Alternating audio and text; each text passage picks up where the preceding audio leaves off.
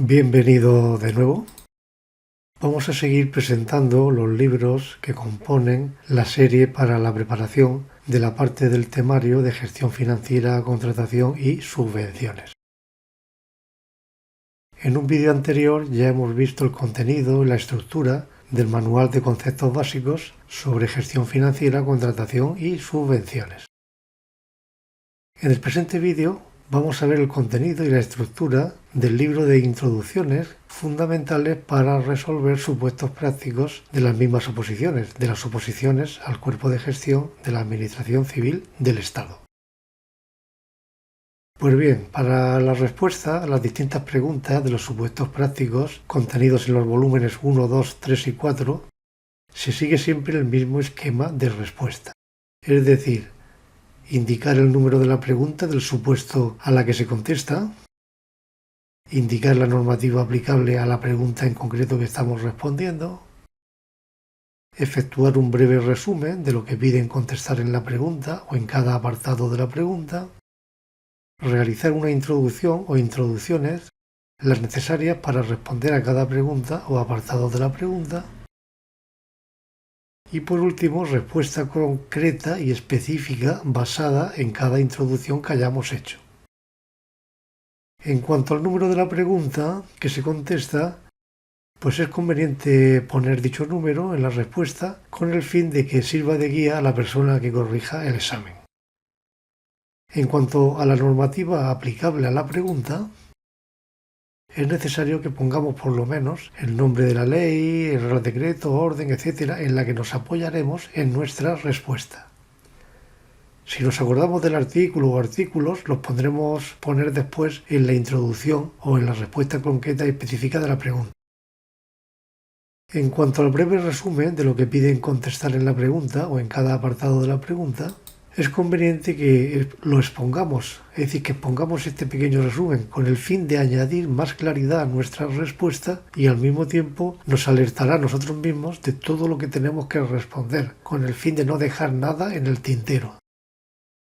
Por tanto, después del número de la pregunta, después de haber puesto la normativa aplicable a la pregunta, hacemos un breve resumen de lo que nos piden contestar en la pregunta.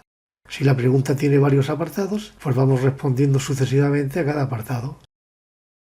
Una vez puestos estos tres primeros apartados, vendría la parte que yo considero la más importante de nuestra respuesta, que sería la introducción o introducciones necesarias para responder a cada pregunta o apartados de la pregunta. Porque con esta introducción o introducciones vamos a demostrar a la comisión de valoración o a la persona que nos corrija el examen que conocemos adecuada y suficientemente el tema sobre el que versa la pregunta. Y por último, y no menos importante, sería la respuesta concreta y específica a la pregunta, la respuesta concreta y específica a lo que nos piden responder. Y esta respuesta concreta y específica se tiene que basar en las introducciones, la introducción o las introducciones que hayamos realizado previamente. Veamos un ejemplo de este esquema de respuesta en uno de los libros de supuestos prácticos. Nos vamos, por ejemplo, al supuesto 43. En el enunciado del supuesto 43 tenemos unas preguntas. Por ejemplo, en la pregunta 1 se solicita, en relación con las obras a realizar en un edificio propiedad del Ministerio de Trabajo y Economía Social, se hacen tres preguntas. Indicar la modalidad de tramitación más oportuna, exponer las principales características o especialidades que tendría esta modalidad de tramitación y explicar el concepto de presupuesto base de licitación y su cuantía de acuerdo con los datos del enunciado. Si nos vamos ya a la respuesta a la resolución de esta pregunta 1 del supuesto 43, vemos que seguimos el esquema que se ha comentado. Primero, poner el número de la pregunta. Pregunta 1. A continuación, poner la normativa que vamos a aplicar en esta pregunta. En este caso, la Ley 9/2017 de contratos del sector público. A continuación, como esta pregunta tiene tres apartados, vamos respondiendo apartado a apartado. Por eso, indicamos aquí que esta pregunta consta de tres apartados. En el apartado A se pide indicar la modalidad de tramitación más oportuna de este contrato de obras. Y a continuación vendría la introducción para responder a este apartado A. Sería esta introducción en la que explicamos todo lo relacionado con las modalidades de tramitación de los expedientes de contratación.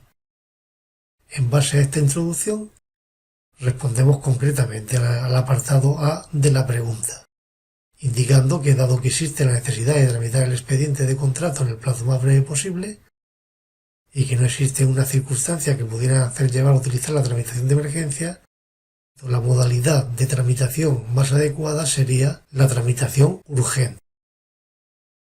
Después pasaríamos a responder al apartado B, igualmente haciendo un pequeño resumen de lo que se pide en este apartado B, que es exponer las principales características o especialidades que tendría la modalidad de urgencia que hemos explicado en el apartado anterior.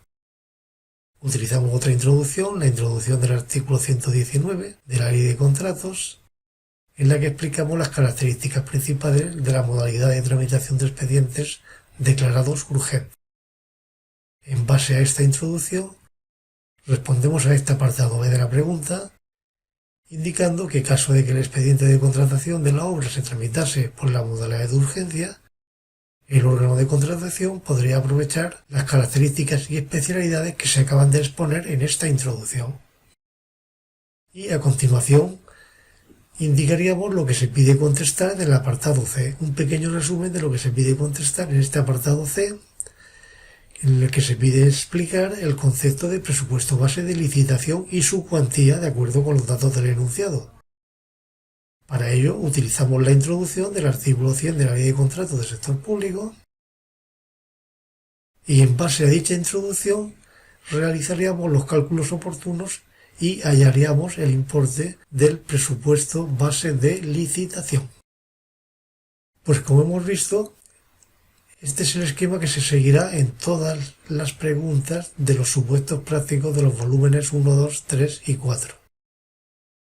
Indicar el número de la pregunta, indicar la normativa que aplicaremos en esa pregunta, hacer un pequeño resumen de lo que se pide contestar en esa pregunta o en cada apartado de esa pregunta, realizar las introducciones oportunas. En base a dichas introducciones, siempre basados en lo que indiquemos en dichas introducciones, responder concretamente a lo que nos pregunta. En definitiva, el libro de introducciones contiene todas las introducciones, valga la redundancia, que vamos a necesitar para contestar a los distintos supuestos prácticos de los volúmenes 1, 2, 3 y 4. Estas introducciones pueden ser extraídas de un solo artículo de la normativa, por ejemplo, para responder a preguntas en las que se pida indicar si puede tramitarse o no una determinada transferencia de crédito.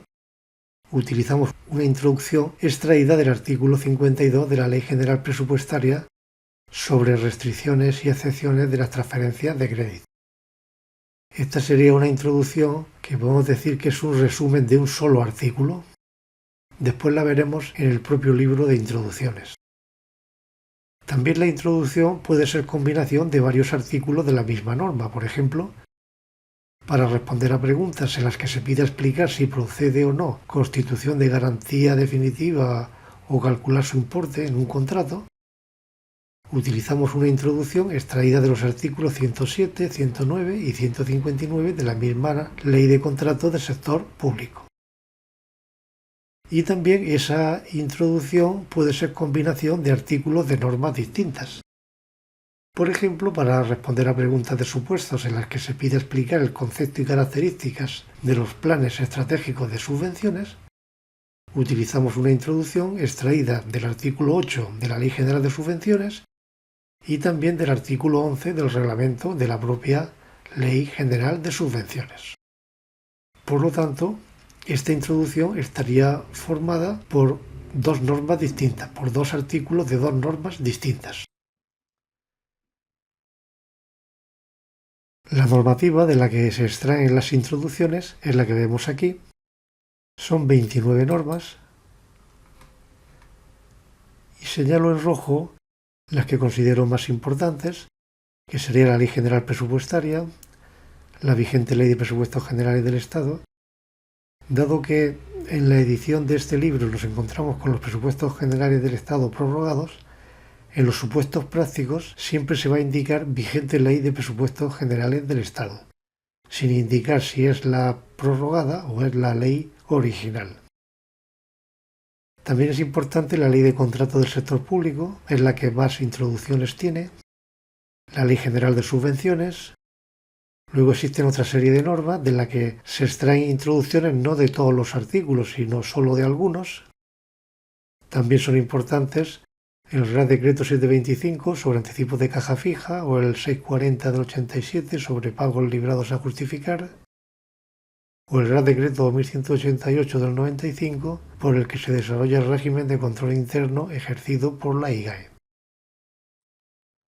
También existen los acuerdos del Consejo de Ministros sobre el ejercicio de la función interventora al régimen de requisitos básicos, alguna introducción extraída de los 3 acuerdos del Consejo de Ministros que existen. La orden de 1 de febrero del 96 por la que se aprueba la instrucción de operatoria contable también es importante.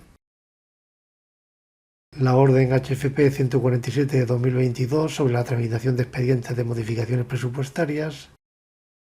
Y las introducciones de la resolución de 2014 por la que se establecen los códigos que definen la clasificación económica. Ahora veremos introducciones de cada una de estas normas en el propio libro. Bien, pues yendo directamente al índice del libro de introducciones, como comentaba, en el índice están representadas toda la normativa que hemos visto anteriormente, desde la Constitución Española, la Ley de Estabilidad Presupuestaria y Sostenibilidad Financiera, la Ley 47 de 2003 General Presupuestaria. Vemos aquí todas las introducciones y que podemos localizar fácilmente por el número de artículos. Por ejemplo, para la introducción del artículo 52 sobre el concepto, restricciones y excepciones para realizar transferencias de crédito, nos tenemos que ir a la página 52 del libro. Efectivamente, en la página 52 del libro está la introducción que sirve para preguntas de supuestos en las que se pide explicar la posibilidad o no de realizar determinadas transferencias de crédito. Y esta introducción del artículo 52 de la Ley General Presupuestaria es, digamos, un resumen solo del artículo 52 de la Ley General Presupuestaria. Lo que es más importante es que aquí vemos que nos indica los supuestos prácticos y la pregunta y los volúmenes donde se puede practicar esta introducción sobre las transferencias de crédito. Vemos aquí que en el volumen 1, por ejemplo, se puede practicar en la pregunta 2 del supuesto 2, la pregunta 3 del supuesto 3, pregunta 2 del supuesto 8, pregunta 2 del supuesto 10, pregunta 2 del supuesto 17. Y así con todos los volúmenes. Hay una serie de preguntas, de supuestos, del volumen 2, otras en el volumen 3 y otras en el volumen 4. Como decimos, el índice está ordenado correlativamente. Después de las introducciones de la Ley General Presupuestaria vendrían las de la vigente Ley de Presupuestos Generales del Estado, que también es conveniente conocer algunas excepciones y que se plasman en estas introducciones. La mayoría son excepciones para realizar modificaciones presupuestarias. Vendrían las normas de elaboración de los presupuestos generales para el año 2026, de cuya orden también sacamos 4 introducciones que son interesantes, como se puede comprobar en la realización de los supuestos de los volúmenes. Otra norma importante es la Ley de Contratos del Sector Público, de la que traemos bastantes introducciones que sirven para responder a todos los supuestos prácticos, a todas las preguntas de los supuestos prácticos de los volúmenes 1, 2, 3 y 4.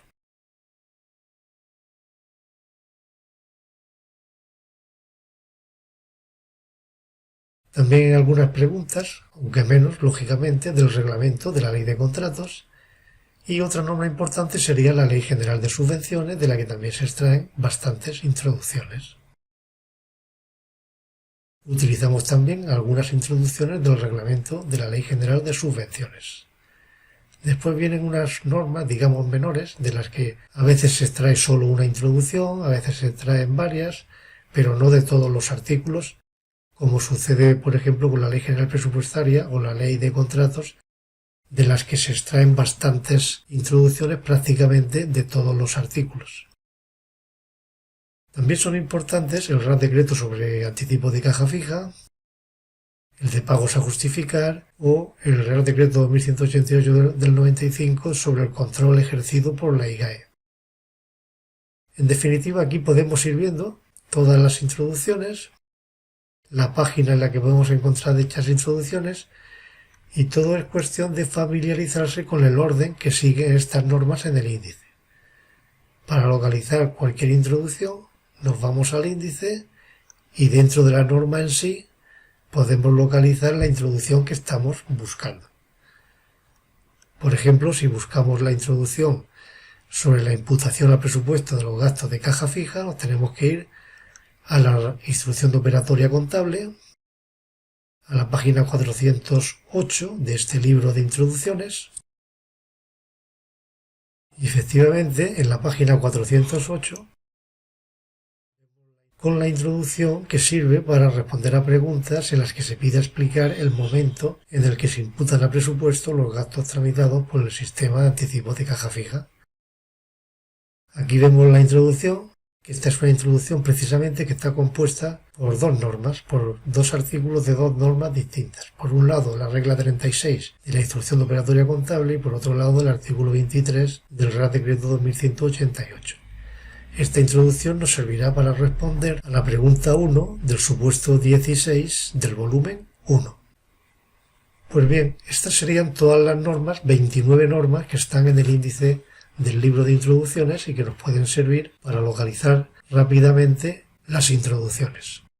No obstante, a continuación del índice existe otro apartado de localización rápida de la normativa en la que se describe esta misma normativa, la Constitución, la Ley General Presupuestaria, la Ley de Contratos, etc., y se indica la página en concreto en la que empiezan las introducciones de esa norma en concreto.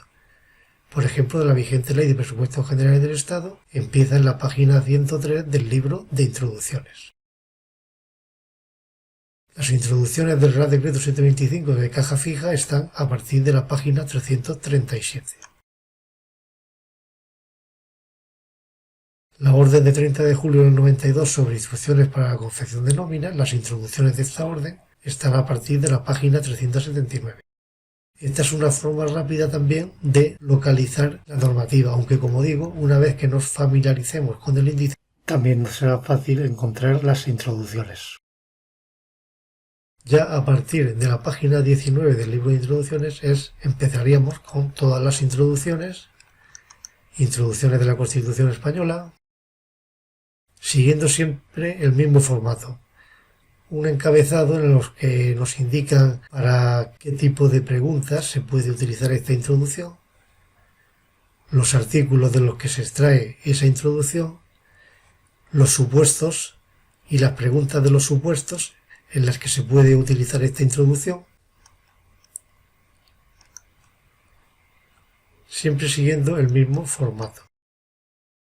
Explicación de la finalidad de la introducción o cuándo podemos utilizar la introducción, supuesto práctico en el que se puede utilizar la introducción y la introducción en sí.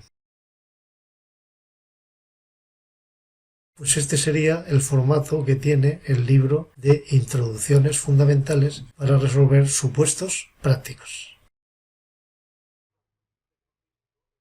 Por tanto, hemos visto el contenido y la estructura del libro de Introducciones fundamentales para resolver supuestos prácticos y en el próximo vídeo ya veremos el contenido y estructura de los 4 volúmenes de supuestos prácticos resueltos. Muchas gracias y un saludo.